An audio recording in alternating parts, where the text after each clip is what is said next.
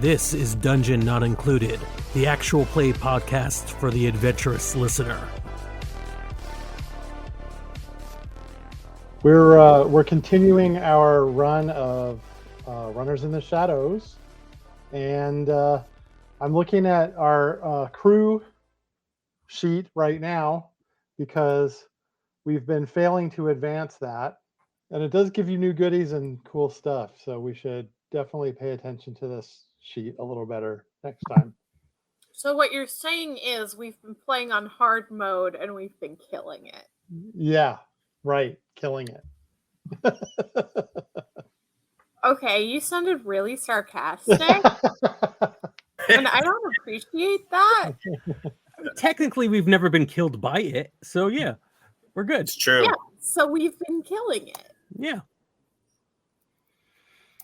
Let's see. Is there anything on the crew sheet we need to look at now, or is it just a note one of the things to note is there's like a section on the side where you see your safe house. Mm-hmm. Yes. Let's see if I can share that. Those things that are all listed around the safe house are things that give you advantages, right? Yeah. Mm-hmm. But you have to do a run to claim them because you have to basically get them from someone else. I see.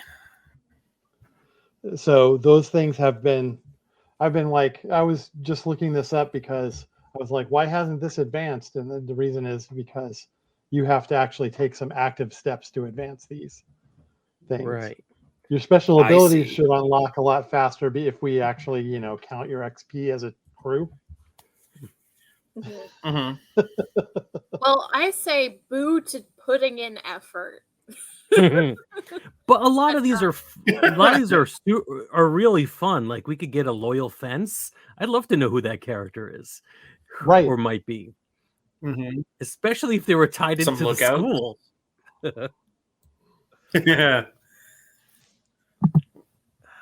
Loyal fence sounds like the name of a swashbuckler in a really shitty novel. Yeah. Loyal fence. Mm-hmm. I can see that. Or someone who's overly romantic about their fence. It's true. So anyway, this is just stuff we can think about as we're moving forward. Mm-hmm. And our XP has been slow also, so that I apologize for, because we haven't been doing our marking our karma properly either. So everybody's advancing slower than it happens. It's dungeon not included. We've definitely been playing this on hard mode. And we've been killing it. You've done pretty well. Laughing? No, you've done pretty well. I just keep thinking about the giant kaiju adventure when you say you've been killing it. So we did kill it, and by it I mean a lot of people with that one. As I recall, people didn't die, which is a major inconvenience. It's one of those things that shows up on the evening news where like local idiot created a backup on 46 by creating kaiju monster out of poop and mushrooms. At least one person died, right? We exploded the side of a building. We did flat out kill a security guard, which isn't great. It's not a good look. That's true. Again, killing it being that guy. Yeah. Killed that guy. All right. So my point stands. What's in the store for today? What are we going to be working on? Well, that's the question. Do you want to try to seize one of those things as a goal for one of your missions? We have to do it through the connecty parts, right? Yes. Okay, so for those of you at home, it's a map, and some of the benefits are connected and others are not. So that's what I mean by the connecty parts. This is a podcast. Yes. So with the connecty parts, if you follow the connecty parts, then they're easier. If you try to skip over things, you can still do it. It's just a much more difficult mission. Well, Right. if it were up to me, I would probably go with informants, because right next to informants is an infirmary, and based on how much we've been getting hurt, we need that. So I'm leaning on one of two ways. I'm leaning on local fence because I actually do think we don't burgle or rob a lot, but we are having money issues. At least it seems like in some ways Alex and Rebel, your characters both have some money issues that could potentially come up. And then, but on the other end, lookouts being associated with Punk Buddy, and the fact that I've got like a bunch of, young people who are part of this cult, this church, feels like it would be a relatively easy way of trying out the system and a connective tissue of it. So that's kind of where my mind is at. I'm not opposed to informants in game. Story-wise, informants has the same reasoning as lookouts, right? You've got your mushroom cult. I've been increasing my contact skills, so like we could also go that route where I've just been making a lot of friends, asking for like information from them, things like that. Right. We can find a lot of story reasons to do any of these. So I guess it's just really up to what people want to do. Yeah. Remind me again, if the two of you can, maybe Rebel go first for Mongoose, just in case we have some connection issues. What were your problems with your downtime activities? And I know you just rolled poorly, but wasn't there some sort of consequence to that? It wasn't the downtime activities where I rolled poorly. It was remember we had a setup roll for the next episode, and we decided that I got into money issues because I decided to use my corporate ID to pay for stuff because I didn't bring my spending money. Right. So the money isn't really going to fix that at this point. No. The money was the reason why you got into trouble. All right. So really it depends on, I don't know, Alex, do you have an opinion about whether Jackie wants to go into robbery to try to get enough money to fix things with the orphanage?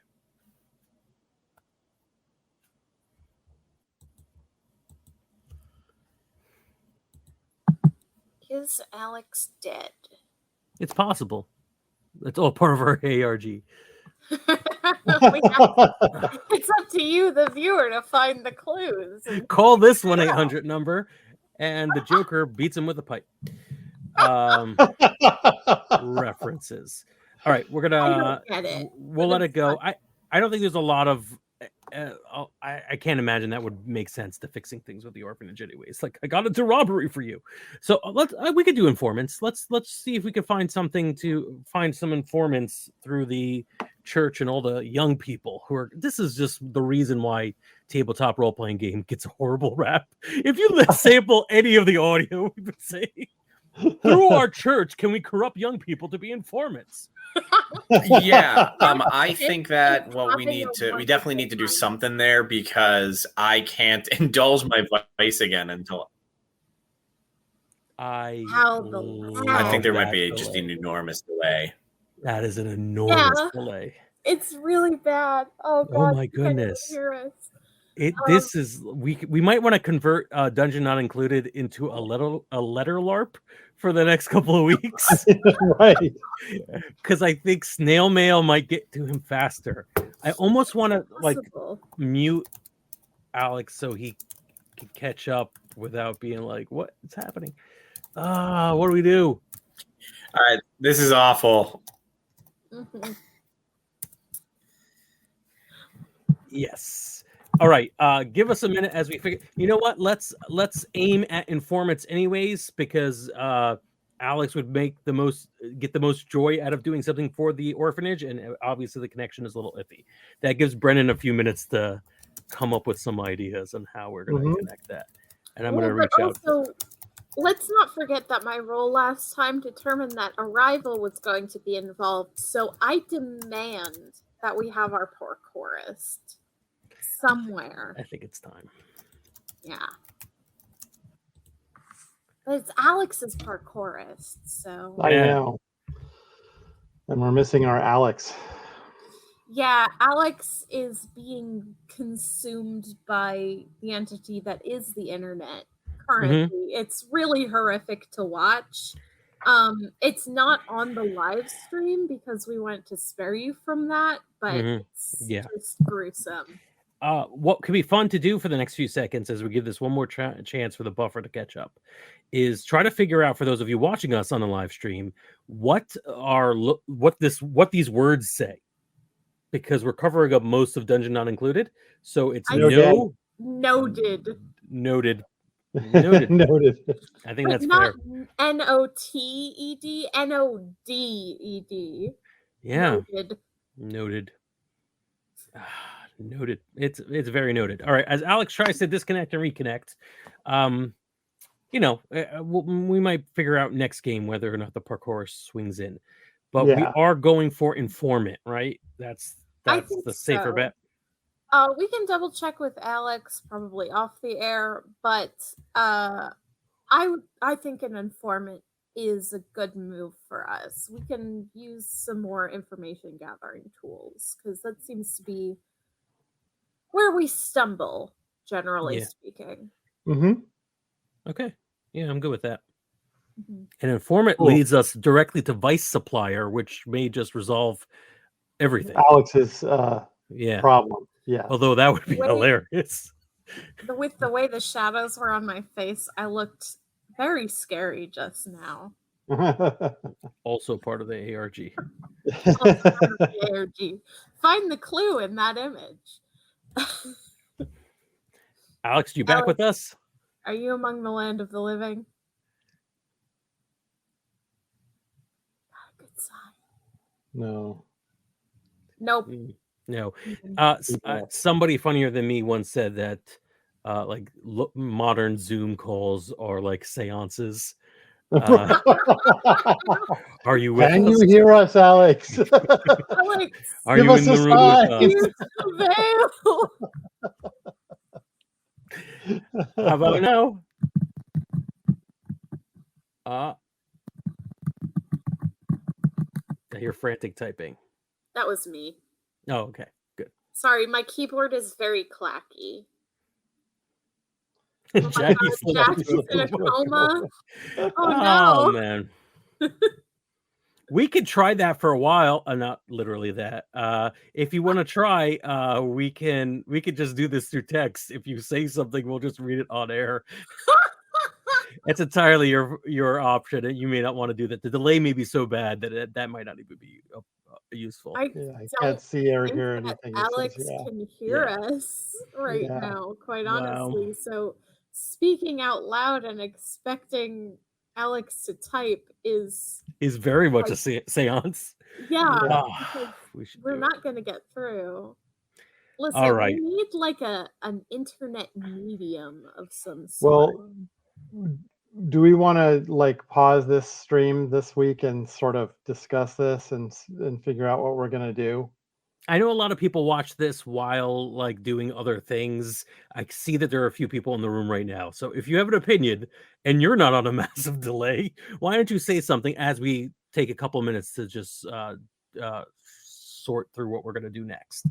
But yeah, feel free to comment in the chat. If you are on, we're mostly on Twitch right now, most of our viewers. So just comment in the chat. We'll see it. We'll pop it up on the screen. So I do think a good plan is going for informant and then leading that down the rabbit hole to maybe Vice Supplier, right? Okay. That's our goal. We want to find. I think that reads for me as we want to get involved in more organized crime. Right. Yeah, we want to find people who know things, people who can connect us with things. This has been an uphill struggle for us, so maybe that's the objective. How does all right, and we'll find out, I guess, through play how that connects up and how we're going to make this story make sense. Right. So an adventure where you're heading for informants is, I think you would be trying to gain you're essentially, what this map is saying is that you're gaining territory. Right. Like expanding the safe house, both physically and metaphorically. Right. I mean, I would love it if this is all based off of, right now we have I have 5 of 8. Is that right? Yeah, 5 of 8 of my wedges filled out for Polly's congregation. I would love it if the informants branch off of that. If there's a way we could like make this make sense instead of just being like awkward bedfellows, because that's sort of what we are. We all created characters and make sense of this. Why are we together? There's really no logical reason, but I think this might, and I think there will be a lot of like push and pull, right? If I'm trying to get my followers to be eyes and ears out there in the world, but I'm genuinely looking out for their best interest. Meanwhile, maybe Mongoose is like, well, we're looking for jobs, so I don't believe in your faith and I want to do this. That could cause conflict for us. Yeah, here's one idea that I have as far as like an informant's mission to gain them would be for you to essentially be hitting one of these other little secret societies or cults and convincing them to join you. Oh, I like that a lot. Yeah, that could work. Yeah, one of our earlier adventures was with the Black Lodge. Maybe they're a little too big, but something like that would be. Yeah, well, there's the Merlins. Oh yeah, I remember the Merlins. Oh my god! Everybody in this game has perfect. Yeah, their group names are. I love it. What they are. That's great. I would love that. Oh man, I would love that, and it makes like it's like I like the bookend of that. All right, I'm good with it. We have the same number of viewers, but they have no one's in the comments has said anything about keep going or we want Alex. So I'm assuming that they are extremely shy and they're going to be okay if we wrap this week and think about it. Yeah. Oh, hi. Sorry. Don't be sorry. We love that you're here. Yeah. So I think we demands that we talk. You better talk or else, they said. I think we've got where we plan on going with the next session. We're going to try one more time valiantly to pull Alex back in. Right? Yeah. Okay. What else do we need to answer? Do you have any questions for us since Kiki is good enough to respond? Any questions about the game? Kiki, or about our personal lives? Do you want to know any new clues about the ARG? Remember, if you figure out where Alex lives, he has to grant you a wish. It's like a genie with a really bad internet connection. So. Yay! About being consumed by the internet is that it grants you magic powers. Yes, if you're one with it. If your wish is that Alex continues to have bad internet connection, then you're definitely getting that wish. Oh, you're gonna be so happy with the outcome of that wish. Speaking of outcomes, I might as well take this opportunity because I keep forgetting to do it. We do a March Madness. It is midway through April. We do a March Madness competition, and our one this year the fans picked was Best Spaceships, which, okay, yeah, we could do it. And I can reveal what the Elite 8 is. Our Elite 8 are? Yeah. All right. I've so been voting. Yeah. I'm at where Kiki's at right now, which is I have no idea what's happening. March Madness, we do, instead of basketball and sports, we argue which gay key thing is the best. We have, I think we started off with 64 different spaceships in our competition, which is a traditional number, and then they seeded out and they fought out, and now I have your Elite Eight. I'm going to reveal it for the first time ever on this podcast, on this stream. We have, unsurprisingly, the Millennium Falcon. Oh yeah, yeah. Actually, kind of a dark horse in this, TARDIS, the TARDIS from Doctor Who. I did not expect that to be nominated. It didn't even occur to me. We have the Planet Express delivery ship. Of course. We have Eagle 5. I'm going to ask Rebel. Do you know what the Eagle 5 is? I don't know what Eagle 5 is. You may not know anyways. It's the Winnebago from Spaceballs. Oh, yeah, I've seen Spaceballs. My parents are nerds. Yeah, it's true. I love this one, the Heart of Gold from Hitchhiker's Guide to the Galaxy. I hope it goes all the way, but I don't know if it will. The Enterprise, unsurprising, and one other Star Wars vehicle, Luke's X-Wing from Star Wars, which is the only ship in our competition that does not have a name. It's just referred to as Luke's X-Wing. I think sometimes it's called Gold Leader, Red Leader. I don't remember what color it is. Gold Leader. Yeah. Okay, that's not because because as we all know from the classic Star Wars prequels and the Clone Wars, Anakin was Gold Leader, and so Luke inherited. Of course, because you gotta maintain that legacy. Very awkward. Yeah. So for those of you counting at home, that was only 7. It's because we had a dead heat for the 8th seat between Serenity from Firefly and Battlestar Galactica from Battlestar Galactica. I am happy to tell you the ship from Farscape, I will say, was in the competition. Moya was in, but I think got knocked out in the second round. So not bad for Farscape. Leviathan did not make it in. But yes, between the Serenity and Battlestar, the Galactica moved on. Woo! I'm excited about that because Serenity can calm down a bit.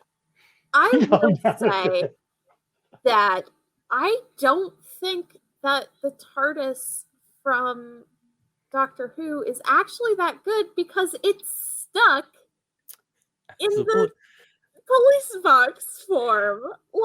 And it's always going places it's not supposed to. It's always breaking down. It seems like a lemon of a spaceship. So I say a lot of these are lemons, allegedly. Millennium Falcon is supposed to be a lemon, but always, obviously succeeds. Always pulls through. Yeah. The Winnebago, I mean, that's a lemon for sure. Yeah.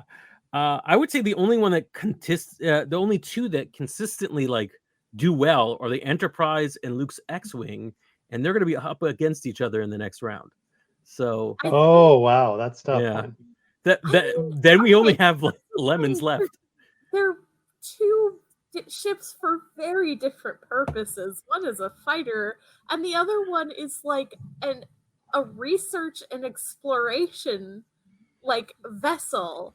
It's like for a whole crew of people, not just one fighter pilot. That's like comparing a fucking battle cruiser to an airplane.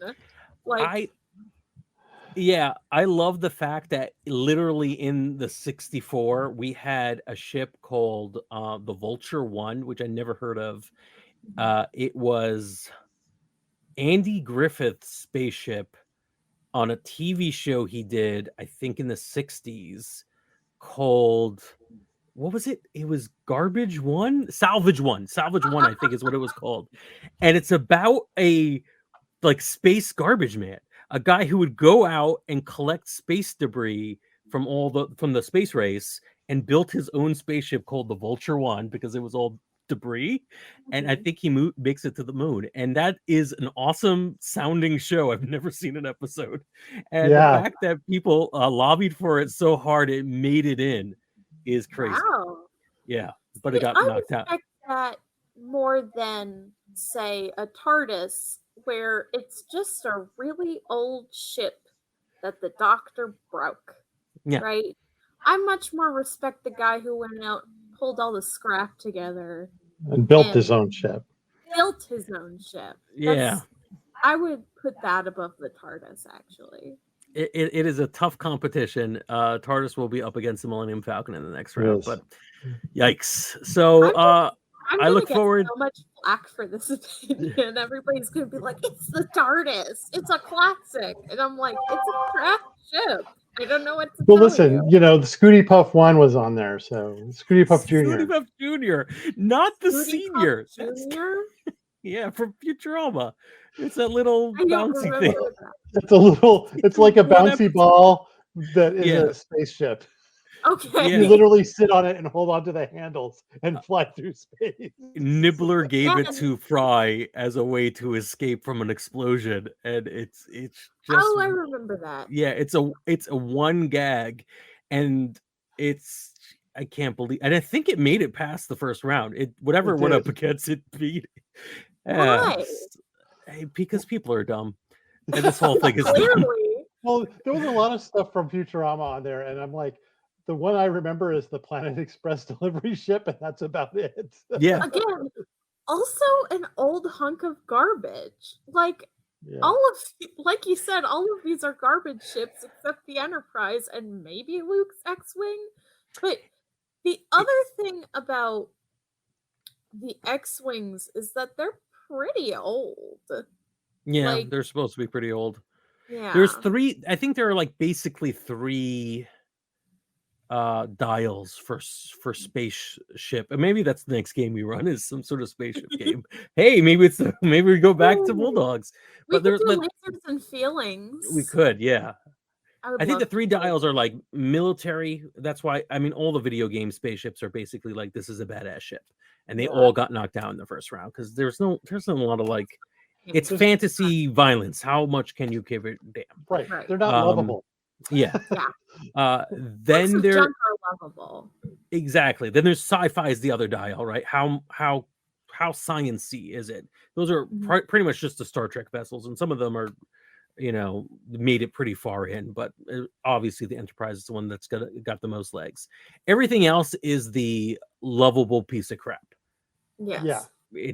Everything else is, even the Battlestar, I guess, is close to sci-fi or close to actually militaristic, right? It's the closest militaristic. I've never seen Battlestar Galactica. Another thing I will be crucified for. But I watched it religiously in the 70s. From what I understand, they're on a military type base, right? So. Yeah, they're on the last surviving vessel for humanity, effectively. Right. So I assume that there is a military air to this ship. Yeah. But there is so much story involved in it. Maybe I'm just blowing my own. It's very close to Star Wars. I said the video game militaristic ships got knocked out pretty quickly, but all the Star Wars ships are pretty much there, although I guess half of them.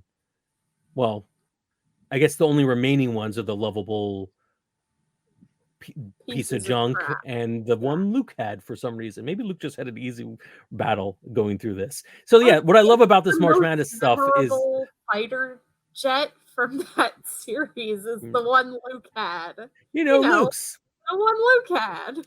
I love my favorite part about doing these March Madnesses is it's we speak the way sports enthusiasts talk about the thing that it's he had a rookie season he had an easy competition. It's what is this? This is nonsense. Someone voted on the toilet on their phone, and then that's what we got. That's why we have this. All right, we filled out a full half hour of entertainment for you folks, and maybe even talked about our next game, Lasers and Feelings, possibly Bulldogs, who knows? Yeah. But we're gonna give Alex a chance to participate, and we'll be back hopefully next week after we try to figure out some of the technical difficulties. Yeah. All right. We love you all deeply, emotionally, truly. Goodbye. Hey there, we hope you enjoyed this episode of Dungeon Not Included. If you did, please tell a friend and leave us a 5-star review and encouraging comments on iTunes, Stitcher, Google Play, or wherever you get your podcasts. It really does help spread the word for new shows like ours. You can follow the latest from the Dungeon Not Included crew on Twitter at DNI Crew, and over at Facebook at Dungeon Not Included, or at our home on the Non-Productive Network at non-productive.com/DNI Crew, where you can find articles, character sheets, and Patreon exclusives, as well as our latest episodes. Thanks!